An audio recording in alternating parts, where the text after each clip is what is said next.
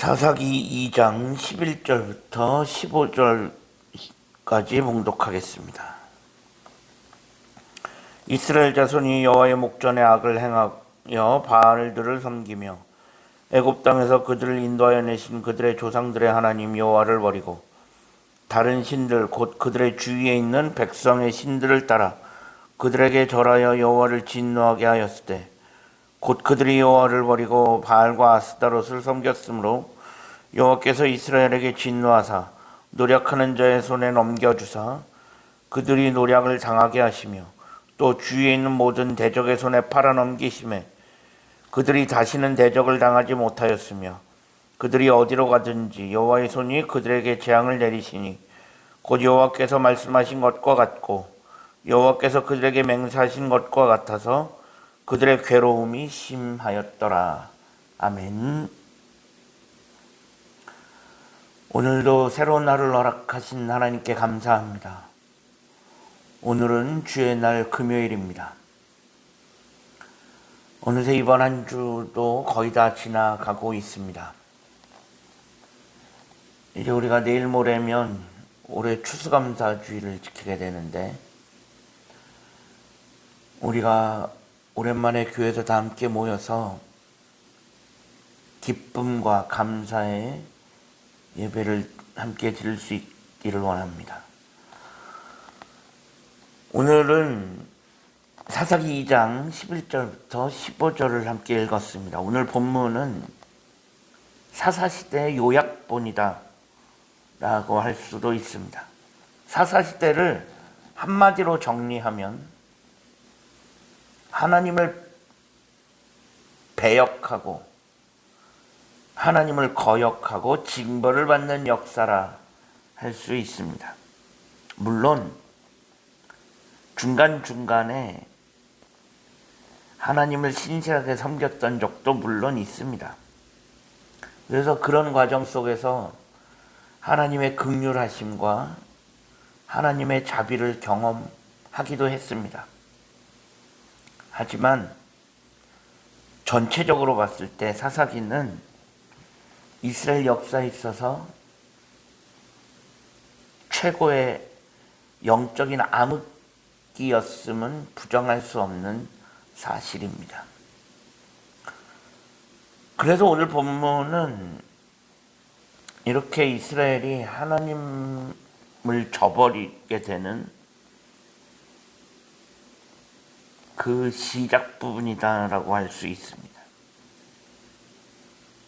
오늘 본문 11절 시작에 이스라엘 자손이 하나님의 목전에서 악을 행했다라고 되어 있습니다. 그것은 뭐냐면 쉽게 말하면 어디 숨어서 그러는 것도 아니고 대놓고 하나님의 면전에서 대놓고 악을 행했다라는 것입니다. 물론 하나님이 보시지 않는 곳이 없습니다. 하나님은 어디서나 무엇을 다 보실 수 있는 분이시기 때문에 사실 이스라엘 백성들이 뒤에서 숨어서 악을 행한다는 것도 사실 그런 것도 말은 안 되지만 어쨌든 이스라엘 백성들은 대놓고 이것은 뭐냐면 죄책감도 없고 그냥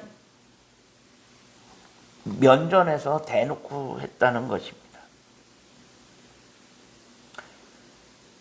이렇게 이스라엘 백성들이 저버린 하나님은 어떤 하나님이었습니까? 이 하나님은 아브라함의 하나님, 이삭의 하나님, 야곱의 하나님이셨습니다. 아브라함과 이삭과 야곱을 부르시고 또 이집트에서 종살이하던 선조들을 구원해서 여기까지 인도하신 분이십니다. 하지만 이스라엘 백성들은 가나안 땅에 들어오자마자 하나님을 배역하고 하나님을 저버리고 우상을 섬기기 시작했습니다. 이러한 이스라엘의 우상 숭배는 하나님의 진노와 심판을 불러오기에 충분했습니다. 그래서 오늘 본문 12절부터 14절은 12절에 나타난 하나님의 진노가 14절에 오면서 계속 반복되니까 하나님의 심판으로 구체화되었다라는 것을 보여주는 것입니다. 즉 이스라엘 백성들이 하나님 앞에서 대놓고 악을 행하니까 그런 행위들이 하나님의 진노하심을 불러일으켰습니다. 근데 이게 한두 번이 아니라 계속적으로 반복되니까 결국 하나님의 심판으로 연결되어질 수밖에 없었다는 것입니다.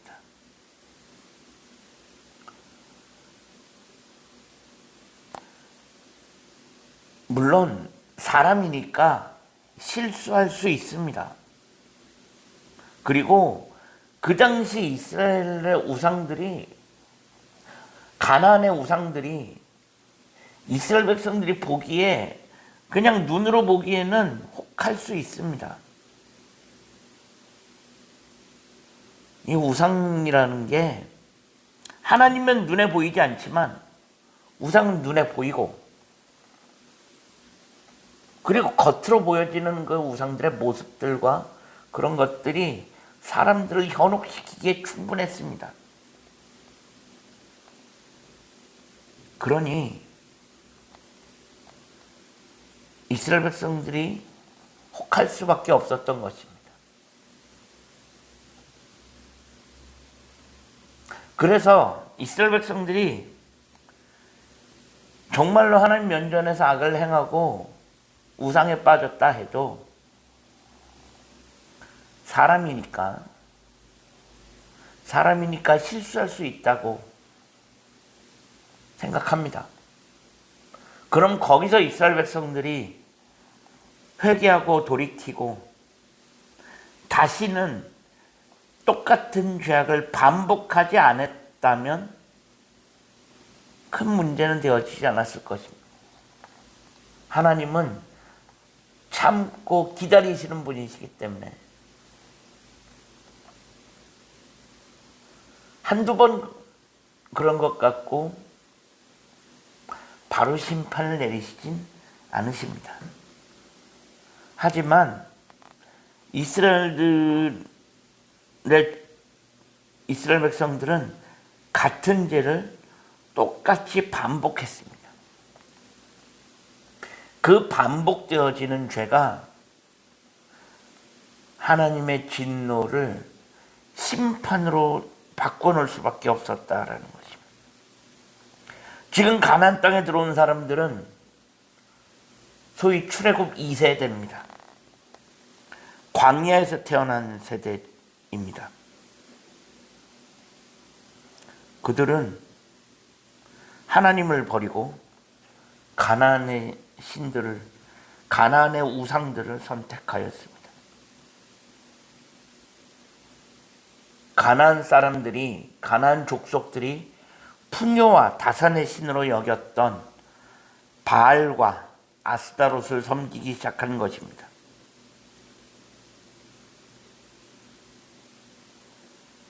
하지만 그럼에도 하나님은 이스라엘 백성들을 아직 포기하지 않으셨습니다. 그래서 하나님은 이렇게 계속적으로 같은 죄를 반복하고 있는 이스라엘 백성들에게 사사를 보내셔서 때때로 회복과 구원을 허락하십니다. 우리가 앞으로 살펴보게 될 사사기의 역사는 한마디로 말하면 줄타기입니다. 줄타기.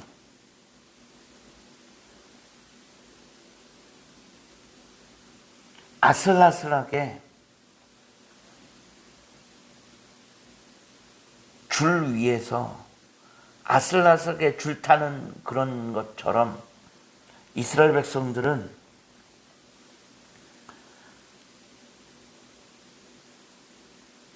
사사기에 나타나는 이스라엘 백성들의 모습은 아슬아슬하게 줄타기하는 모습과 흡사합니다.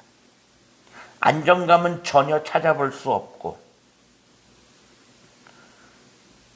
아슬아슬하게 보일 수밖에 없습니다.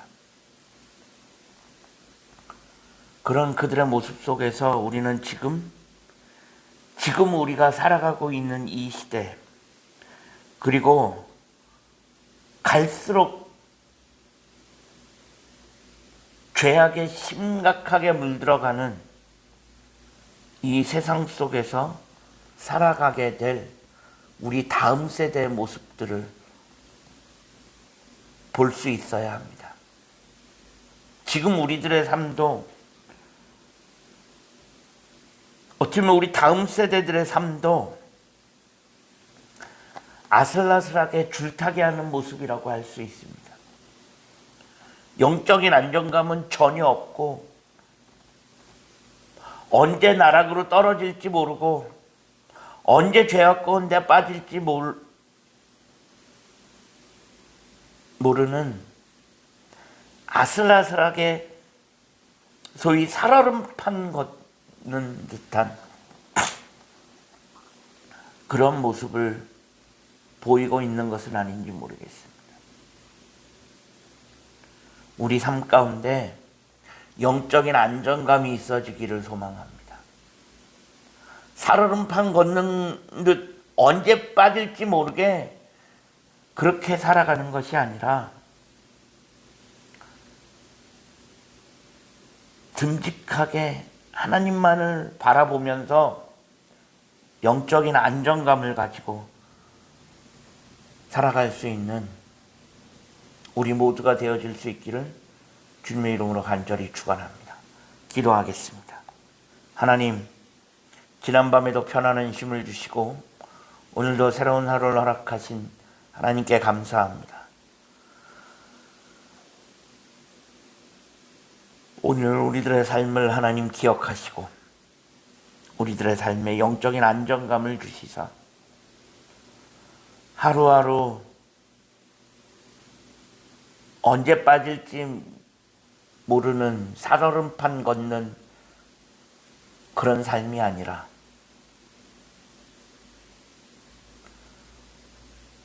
오직 하나님만을 바라보며 좌충우돌을 하지 않고 오직 하나님과 함께 그렇게 영적인 안정감 속에서 살아갈 수 있는 우리 모두가 되어줄 수 있게 하여 주옵소서. 예수 그리스도의 이름으로 간절히 기도합니다. 아멘.